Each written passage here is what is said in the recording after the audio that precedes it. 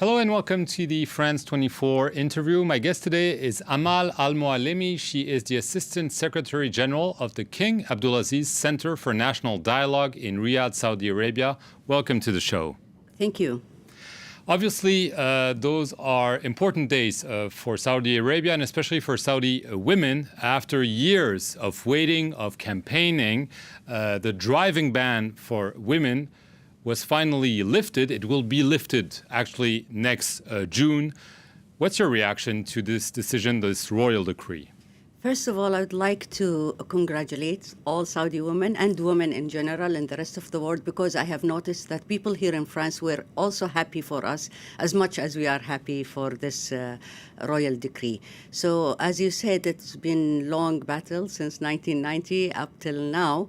But the good thing about it, that it comes just right on its time, with all the changes that are going on in Saudi Arabia right now, with the goals of Vision 2030, with the new Saudi Arabia that we want to start, and the changes in all aspects in life in Saudi Arabia. So this was just the right time to have this. So why this decision now? It's been discussed, debated for years, decades even. Why now? What's the main reason behind this decision? I will tell you something. As a woman, I felt that throughout the years, the last, let's say, 20 years ago, we had a lot of issues to be discussed, and we have a lot of demands, and we have priorities for our demands. So we started with the most difficult ones that affect our life and really is a burden on the shoulder of women in Saudi Arabia. And driving was, of course, an important issue, but it was not number one on our agenda. So we had first a few things that we got it, and now it's the time for driving. But why did you think the king made that decision? Some are saying it might have been a distraction from the crisis with Qatar, the war in Yemen, economic hardship. Why now? Well, why now? I will tell you, it's not only the issue of women driving or not. There are a series of changes that will come forth in the near future in Saudi Arabia, because it's the time for the national transformation. If you remember, when we announced Vision 2030, we said that from 2070 to 2020, we will have the transformation. And from 2020, we will start activating all the plans for Vision 2030. So I think we are now in the transformal phase, and that was the time to do all the necessary changes. So is it more for maybe business or economic reasons? Is this what you're saying? Because obviously with the lower price of oil, you need two incomes now, and women need to be able to work, and driving maybe facilitates that. Exactly. And a lot of people are happy, not only women. You know, insurance companies are happy, banks are happy, standalone companies are happy, Uber, Careem, taxis. But not foreign drivers. Not foreign drivers, yes. Although I think I will keep mine. I still need him. Right. But this has been often criticized, this obsession, quote unquote, of the West with women not being able to drive in Saudi Arabia. But it seems, nevertheless, that there was really a demand by Saudi women, not maybe the well-off women, but maybe the middle-class women who needed to take transportation to go to work. So this was not just a Western fantasy. This was an actual Saudi demand. It became now really a demand and a need and a must, with also the metro and the public transportation programs that we were demanding also for a long time. So Riyadh is getting bigger. Most of the Saudi cities are getting better and more crowded, and it's not possible just to walk. I remember when we were in school, in intermediate school, we used to walk to school. That was easy to do. Nowadays, it's really hard. You cannot walk in the streets in Riyadh. You need to have a car to get from one place to another. And with all the expand in the city, it became a must. It became an obligation. Obviously, the devil is sometimes in the details. We don't have all the practicalities of that driving ban being lifted. We don't know if there'll be some limits. One thing that has been announced by the Saudi authorities is that women will not need a guardian to Exactly. be able to drive. Can you clarify exactly? Yes, it is. In 2015, there was a royal decree about guardianship for women. And in this decree, the king asked all the ministries and all the government offices to revise their regulation and see if there is anything that requires guardianship and lift this from women. And getting a driver license is one of this. And we are still working on issuing passport or travel. That also still there, so we are working on having this lift also. Right, because women advocates are saying, okay, this is only a first step. Symbolic, watershed, historic, breaking the glass ceiling, you name it.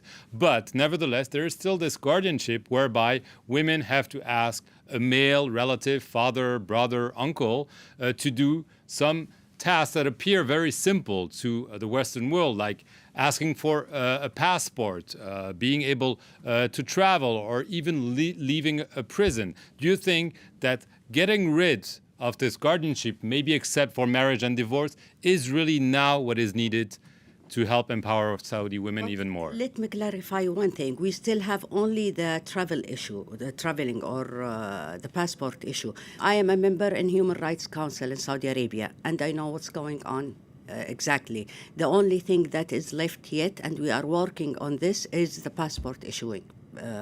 And you think this is also in the works, that women will be Very able soon. to have passports without asking permission? Exactly. That's the only thing is left. Nothing else is left. And you mentioned marriage. Yes. A divorce is up to the woman and for the wife and the husband. But the marriage issue itself, yes, when a girl wants to marry and it's first marriage for her, there must be, kind of approval from the father or the guardian.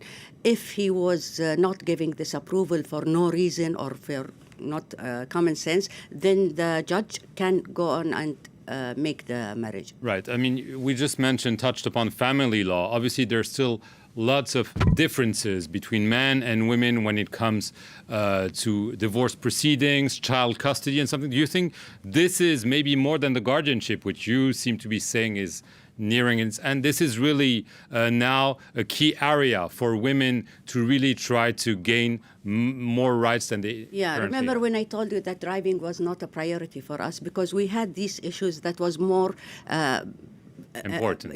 more important than number one in our list. So now we have the marriage laws.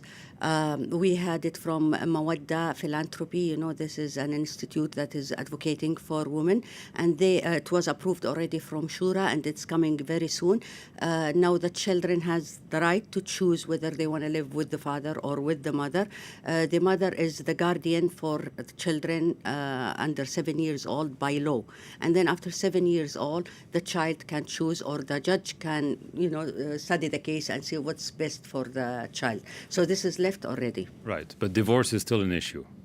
Divorce, it's a right for men, and this is by Sharia, and there is nothing that we can change about our religion. I mean, we can advocate for domestic laws or for regulations, but we cannot oppose Sharia. Just to come back to this driving ban being lifted, there's a lot of talk that actually this is something that was advocated by Mohammed bin Salman, the king of the current son, who is very young, very ambitious, and people who've worked on this issue have said he personally has been in favor of this driving ban being lifted. He was just waiting for the right moment. From your interactions with the government, with people involved in that issue, do you think that's a good analysis? Yes, and I think this is the case also with late King Abdullah and late King Fahd and all the kings in Saudi Arabia. No one was believing that this is not So why didn't they do it? It was, as I told you, the society issue. People a lot of people were opposing this inside the society. Nowadays, people are more ready to accept this than before. I mean, numbers of people who are on favor for driving are getting more and increasing. And let me say one thing. In National Dialogue Center, we have a public opinion center there. And we had a public opinion being done like 6 months ago. And for the first time, the result was 65 people were with driving. 65%, right? Yeah, With 65. driving. Last question. Next June, will you be driving in Saudi Yes, Arabia. of course I will. I was hoping that I will come back from France and have my car in the airport, and come drive to my home back. It will be your driver.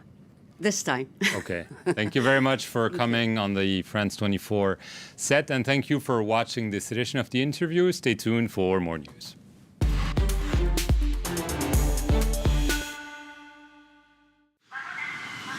Encore, presented by Eve Jackson.